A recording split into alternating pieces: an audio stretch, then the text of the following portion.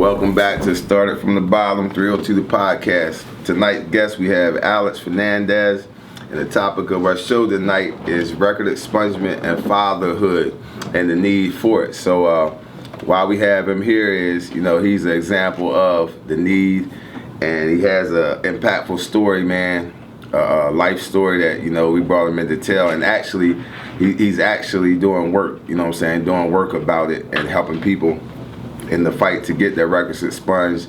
And he's also heading up and working in the Fatherhood program. He can tell you more about it, but let's get into it. First of all, we want to ask my man Alex here. First of all, what's happening, brother? Thanks. Good to have you on here. Yep. Appreciate you, man. So what we want to do is we want to ask him a little bit about his background and where he comes from, what he's experienced in his life, and how he got to this point, man, and get a little backstory, a little information on my brother Alex here, so kind of, tell us your story, bro. Tell the people your story and your upbringing, man, and how we got to this point. So as you know, I'm from Philly. I come out from Philly. Been out for like 5-6 years now. I've been through a lot, man. My story is, I've been through it all. I've been in prison, I've been shot, I've been in a coma, I've been in bad car accidents, you name it, I've done it. But I know that I wanted something different for my life. My whole life I knew that something was missing, so I ended up having a child. I had my daughter. Once I had my daughter, I knew that I had to do something different. Being in prison, I actually got a 22-year-old son now. Word. That because I pretty much spent the rest of all his life in prison. I lost contact. Like, he really don't. It's a long story. That's another story. But while I was locked up, at one point, I remember asking God, like, if you give me another chance to be a father, man, I promise you that I'll be a good father, man. So I know that she was a gift from the beginning. And even when I was in Philly, she was born. I'm still running the streets. I had just come home, and that's why it's important for it to expunge your record, because I remember trying to get jobs and going through interviews, and everybody telling me, yeah, you make a perfect fit for this company. I don't see nobody else better than you to be the part. And as soon as they tell me, all you gotta do is sign right here, just do a background check, and we're gonna. It's a wrap.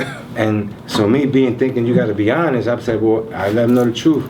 And surely enough, man, time after time, they would tell me, well, there's nothing we can do. I'm sorry about it.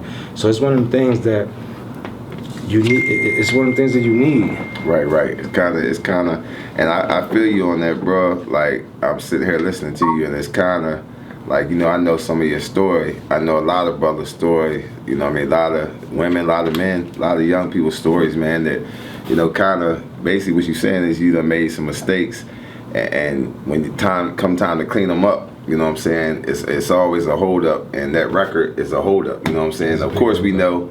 You got into the things, but still at the end of the day, everybody deserves another chance. And certain circumstances. We got violent crime, non-violent crimes, or whatever. Right. But tell us a little bit of. And I was listening to you. You didn't really get into it about your son, but that's a vital, important thing, bro. And I hear you on that, like, because I feel the same way. I got 2 children. I was there. I wasn't in prison.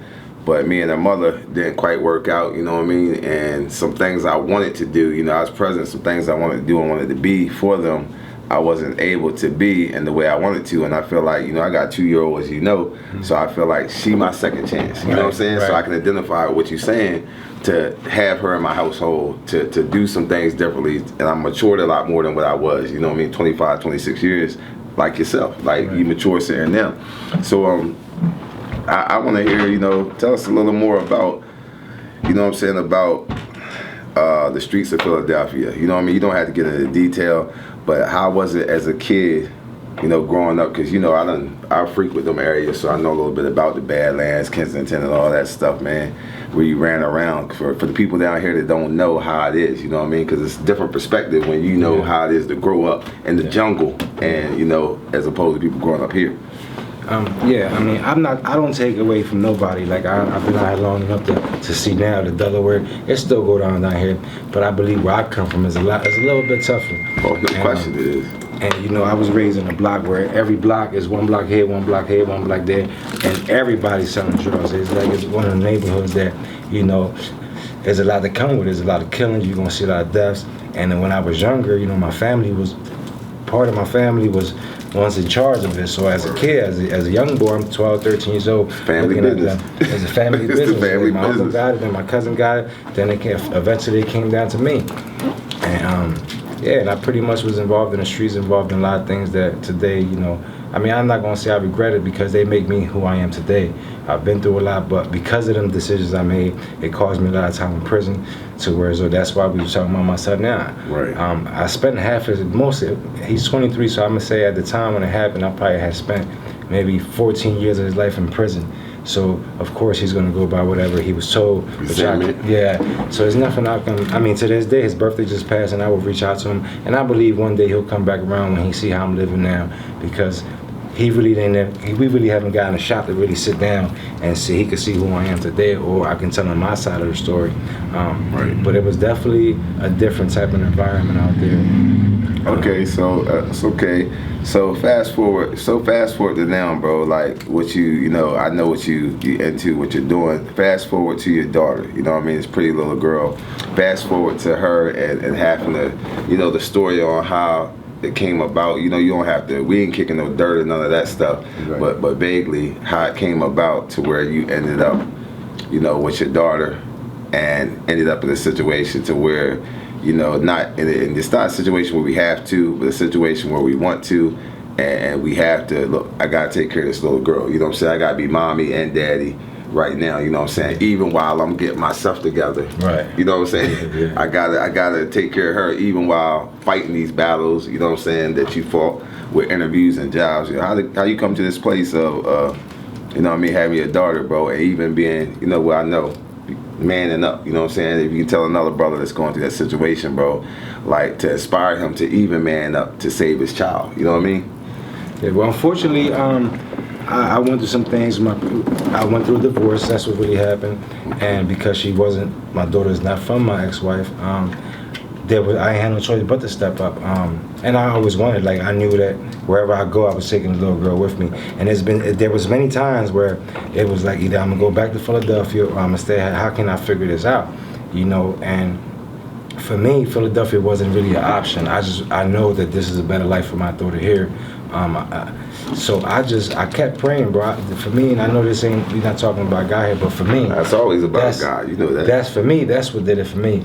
And I had to get broken down, and I asked God I remember asking God to humble me so I can be this person. I would question, like, dang, can I really do it? I ask people around, and I see how most men will give up their kids to their mother, and that's just something that I refuse to do. So I just took my time, one day at a time, man, and I kept working. I moved into this trailer. I moved into a trailer in Berlin, man. Right. And while I had this rental property, little by little, I started fixing up the property. First thing I did was fix up the back room for my daughter. When I seen that it was a little bit livable, I went and I sold the trailer, which I was blessed with that enough to be able to come up and sell it and put the more money into the house where I'm at today. And it's just been a blessing, man. All I can say is that this little girl, yes, people say, oh, she's lucky to have you, man. But the truth is that I'm lucky to have her, man. Yeah. If it wasn't for her, I probably would have went the other route, man. I probably would have went back home. Right. If it was just me by myself, I ain't had no problem going home. What I got to do, I ain't had nothing here. Yeah. I lost everything I had. Right. So that's definitely, she's the one that kept me strong, and she's a strong kid, man. She's amazing, man. So for me, man, I just knew that as a father, with or without anybody, I had to do it. And little by little, things got better. Things got better. I would go to church, and one thing led to I would meet more positive people. And I met this one lady that took us in. Like she would babysit my daughter while at first I couldn't even get a job, so I'm collecting unemployment like that. How I'm gonna do this? But God always provides, man. He has for me, and He had for everyone. So it just took me to get there, to just trust in God. For me, it was to trust in God if I had to say anything, and just give it your all, because it's like, what else you gonna do? Right, it's crazy. I'm sitting here, bro, and kind of like, you know what I mean, I kind of got some goosebumps and chills because your story took me back, you know what I'm saying? Like, we got similar stories, but different, you know what I mean? Of course, you know, I ran around these streets, and I also ran the streets where you from, you know what I'm saying? Like, up in that area, but primarily I was back down here. So when my life change came, I wasn't running those streets. You know what I mean? I was down here, and my change in my life was my daughter. My first shot, she saved my life. You feel what I'm saying? She saved my life, bro. Like, and that's real. Like, she made me wake up because unfortunately, I don't know about yourself, but a lot of us young black men, or us as young black men, I should say, or black men and men of color that's out here, even men not of color, we come to a situation to where if we fail and we have some mishaps in life, man, and struggle, we find as though, and unfortunately, and I know you can identify with what I'm saying, unfortunately, we care more about others than we care about it. It takes something like a daughter or a child because we really don't care about ourselves. Right, that's true. We come to a place where we don't care about ourselves because to us, we're messed up. You know what I'm saying? We messed up. We did this. We did that. We was in the street selling drugs. We couldn't get it right. We messed up in school. We did this. We did that. And now, it takes a blessing as a child because we don't have the wherewithal, because we don't have the care and concern for ourselves to step up for ourselves. But we step up for something. This little baby need us. You know what I'm saying? Right. She need us to put, and that protective thing comes into play. So when you were saying that, I hear you on that.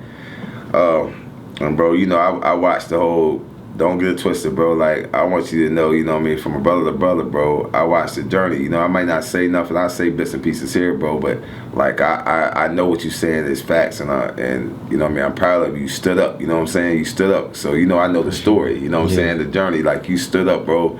Like, and I was there always with support, bro. Like, keep on doing what you're doing, bro. Like, and I know you could do it. So, and now we here. You still on this journey. You still on your journey. I'm on my journey. Right. But let's tell us a little bit about what I'm saying, some of the things you do in this Fatherhood Coalition, man. The Fatherhood Coalition, and then we can speak on, after that we'll speak on this event that we have and things to come, as far as the expungement and where people can go get help that need the help, that need a little more assistance or have the assistance that maybe you didn't have starting off this journey with your daughter, or you didn't even know that was available. You know what I'm saying? Right. Well, I actually went to my first fatherhood meeting with you. Right. You invited me to one meeting. And that crazy. It was, right? Yeah, it's crazy. I went to one of the first. Right back here. Yeah, I went with you to the fatherhood meeting, and then it was they do one every month. We do one every month. Every Thursday, last Thursday of the month we had a meeting. Okay. So the following month I went, but I found myself in a situation where I was collecting unemployment and I needed work. I needed to figure something out, and I felt like God was telling me you need to contact these people to see what's going on. So I ended up going over there to the fatherhood program again, and it was pretty dope, man. Like I went over there and I was able to speak to the lady that ran the program, and I'm like, what is it that you really do? Because I see that you got a fatherhood program, but now I'm going to put you to the test. Like, I'm in a position where if I don't, Dr. Kittles, yeah, I'm in a situation where if I don't find a job, I don't know how I'm going to take care of this little girl. Show and prove. Show and prove to me. Yo. And just like that, this woman, when she made a phone call, the next day she was like, I spoke to the person in human resources. I think I got something for you. She's like, I got something in the prisons. I said, unfortunately, the prison's not going to work for me with my record. That's not going to work. Right. And I remember telling this lady, I said, man, even if I got to scrap toilets, whatever it is,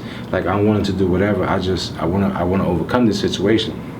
Sure enough, she gave me an interview for First State Community Action Center. So I went to the interview, and it went well, man. I did what I went in there, and everything worked well, and I've been there ever since. And so the fatherhood can change people's lives. It's changed my life.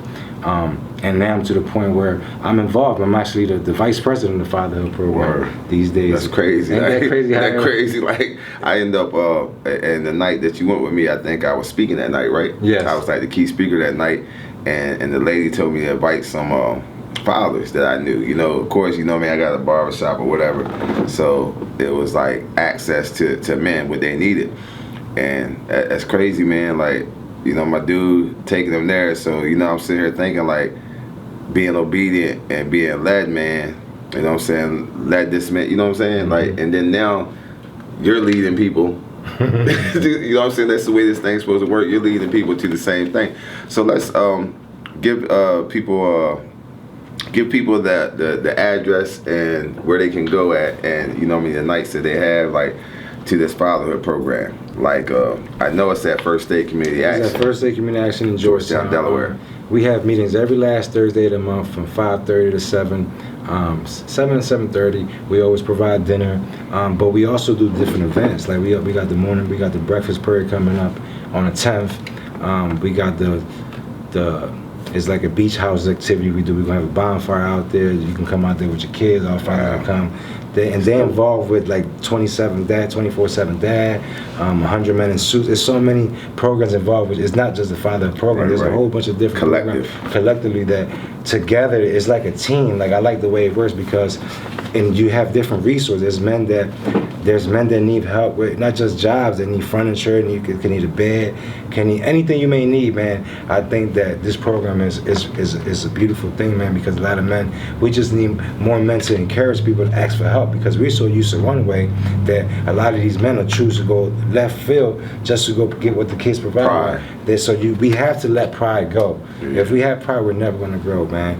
So I urge people to reach out to us, man. We got a good staff, man. We got a good staff that we sit there and we listen to your story, whatever it is you're going through, and we try our very best. One thing I can say, and for me, you have to show me before you can tell me. They're showing me. They're showing me. It's showing proof, man. So it does work, and it's growing, and now I'm involved in it. Like I said. And we have a beautiful staff that are willing to help. They actually have the heart to help. They're not just doing it for a check, man. Right. And that's what it is. And that's what matters to me, man. I believe that whoever needs any help out there, don't have to put the pride to the side and don't hesitate, man. Because we have to do what we have to do for our kids, man. Our kids are relying on us to do better, and we have to do better, man. No question. So let's get to what we have going on here on April 17th. We actually we're doing a collective where they're putting on, I guess you would call it kind of like, what is it? What would you call it that we're doing for the Record Expungement here on the 17th at this location? Kind of like a seminar on it? It's like a seminar, I guess you can call it that. We actually just had one over there at First State, like on one of the meetings that we do. And we just try to encourage men to have backgrounds that want to get expungement because it's a big deal. A lot of people don't know the help is there. They don't know about it or know about it, but don't know how to put in the footwork. So it's important for you. Like I'm glad that you're doing something like this because you can talk to a lot of men and you can have people show up. Like even the one we had over there, not too many men showed up. Right. So if you can come over here and do it again, we have to constantly keep doing it. Like build it and let people and make people aware there's actually access to it and that there's something out there for you and that you can get the resources because. Like I said, you know more about it. I know a little bit about it because they privy me on it. But from my understanding of it is this, that they actually put you in contact with the funding and lawyers and to help you out with the financial parts of it and all that stuff. You know, to a degree. There's a Department Center of Justice, I believe it's called. Okay. And they come out. I believe that's probably who's going to come out here, and you give them the information, and they take care of everything. Right. I mean, of course, it all depends on your case. It depends on what type of charges you have. Stipulations different. It's going to be different for everybody, but for the most part, if it ain't no murder or anything like that, I think you'll be okay. Right. So it's kind of like a pop-up. It's kind of like what they're doing here is a pop-up. And you know what I mean, like I said before, I forget about it. The location for this event is 420 Pennsylvania Avenue, Seaford, Delaware, and you want to look for Minds of Moguls Business Park, which is I guess this is not I guess, but that's actually my business location. And you come here, bro, and get the help you need, man. And like I said, I'm opening it up to First State Community Action. My man here, I think they'll have information here also about the Fatherhood program, right? The Fatherhood Coalition. Y'all can have information here that day too, Alex, about the Fatherhood program. I'll come over and set it up for you guys. Like I'll be a part of that here. I would love to be part of that because you know there's a lot of men that need their sponsors, but they're also fathers. So everything goes hand in hand. Hand in hand. Right. So with my closing, man, and like I said, we got a lot of good stuff, bro. Like I'm glad I had you come in tonight. You know what I'm saying? And if you would have anything, man, that you wanted to say, you know, and closing remarks, man. I know for myself, you know, guys out there, man, like and women, man, in our community. For me, it's a passion that I have, for the community, for situations as such, and I know I have a passion for men. I talk to a lot of men. I speak to a lot of men on a daily basis. I speak to a lot of young men. I come in contact with a lot of men. Right. And you know, Alex, in our conversations in the barbershop, you know, to be honest, I've been all those things, you know, evolving. You know, the I guess you would say, people would say, the insanity, the definition of insanity is to do the same thing expecting a different result. Right. You know what I mean? So for me to be in another position in this time in my life other than what I am, or be in the same position that I was years ago, you know, that would be insanity. So I've experienced all those things, you know, that people think barbershops are, and you know, we go through the phases, you know what I mean? You're in there and you're in there, you shooting pool, we playing around, we talking about the club and what we did and all that stuff and some street stuff. But now we've evolved to manhood. You know, we fathers. Our conversation, you know how it is. Mm-hmm. Our conversations in the barbershop, bro, are 99% about legacy for our kids, right? About trying to be a better mate for our women. You know what I'm saying? That's real. Yes, trying to be a better mate for our women.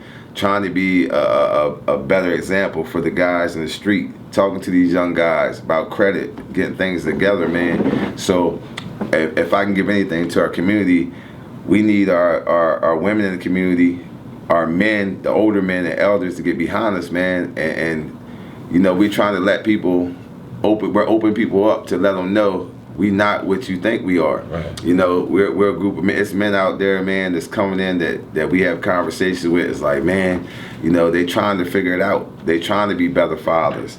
They trying to be better husbands. They trying to be better businessmen. They trying to be better citizens, man. So that's why me and this brother doing what we do. You know what I'm saying? That's why we doing what we do. And we bringing this show to you tonight to let you know there is resources and there are people that'll help you figure it out. You know what I'm saying? You got two sitting here now. So, you know, he can help you figure it out. If you just want to come talk, I can lead you, you know what I mean, to this man. Like, I let him over there, now he's leading, you know what I mean? And that's what it's all about. And I would say just keep doing what you're doing, man. You're like, a lot of people are giving up on these youth because it is getting worse out here, man. And sometimes we think they're not listening. I know sometimes we be sitting in the barbershop and I'm like, yeah, he ain't listening to what we're saying. But sometimes go hard for you gotta go keep going, man, because when the time comes, they're gonna hear what we're saying, man. Yeah. So I encourage you to keep doing what you're doing. I appreciate everything you've done for me.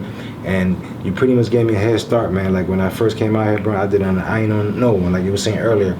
Like I had skills, but because of my record, I thought I had to put everything on my own. So I started a detail business, cleaning cars around here, because I ain't know nobody. So, and then I started cutting hair, and little by little I started finding myself to where today's people are starting to recognize who I am. And as time goes on, people start recognizing me for the man that I am. In the beginning, nobody really knew who I was. Right. So it's taken a little time, but it's showing now. And like I said, whatever you do here, with whoever you can direct to me, I have resources from the First State Community Action Agency, from the Fatherhood program, 24/7 that, and even up Kent County. It ain't just Sussex County, man. Right. We can help so many other people, man. So we just got to keep doing what we're doing, man, and make a difference out here, man. Like, and I think we're doing a great job, man. And it's crazy, man. I'm sitting here listening to you, man. You know, a lot of times where we come from, you know, guys is like, I'm solid. You know what I mean? And to you young guys, man, older guys, bro, solid is what you see right here. This solid, bro. This is solid. This is your example of solid. And what I mean by that is we not bigging up ourselves. We telling you what's real. This man, he telling you the real. Like, what's solid is him grabbing his daughter. What's solid is him fighting through prison records, you know what I mean, to still work. What's solid is him wanting to reach back and help people. What's solid is me seeing this man, not knowing him, from Philadelphia, and believing in everything he did, you know what I'm saying, and giving him, hey, nah, bro, you go ahead, give up, man, go ahead, nah. Now, solid. You gave me an opportunity. Remember in the barbershop, I started playing for you, and you were like, Alex, like, I know a lot of people here, so this works for me, but maybe this ain't. And I felt the same way. And I even remember I even hooked up my garage, turned that into a barbershop. And you like, the same money you give me, you can go do that over there. You have your own spot. And from there, I started finding myself, man. So I definitely appreciate the friendship we had, bro. That's solid, bro. You know what I mean? And that's my job. You know what I'm saying? You can't preach the message without actually doing the work and it being real. So, you know what I mean? That's what if I got anything to close out, man, to, like I said, because all of y'all are brothers. It's us out here, bro. And you know that, Alex, that's what I always say. You know, he may be the president of the Fatherhood Coalition. Vice president. Vice president, I'm sorry. See, so I mean, that's humbleness, though. And somebody might be like, oh, man, you know, it's easy for you to say. Bro, people don't know. This started from the bottom 302. People don't know my journey, man. But I started going to the meetings. That's with you. You took me to my first meeting. So that started from the bottom. That started from the bottom. Now look where you at. So, you know what I mean? Same as me. You know, people see where both of us sit right now. But both of us share a similar story, man. We come from the places y'all in right now. You know what I'm saying? So absolutely. If we can give you anything in closing, man, this is two stories, two examples of many of inspiration, man, and that's what we here for. But at the end of the day, so many of us that make it out, man, don't never reach back. You know what I'm saying? And that's my problem, you know, with our culture and with situations. And I'm just proud, bro, that you know what I'm saying, you reaching back, because you could have been a whole, you know me, I'm getting a little hood for a minute, you could have been a whole sucker, bro. You could have been a whole sucker and been like, yo, I'm up now.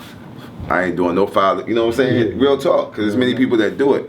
But you reaching back, man, and bro, you make me proud, bro, because that's my passion, that's my dream. You know what I mean? I feel as though if I can reach one person and that one person reach 1,000, guess what I did? I reached 1,001.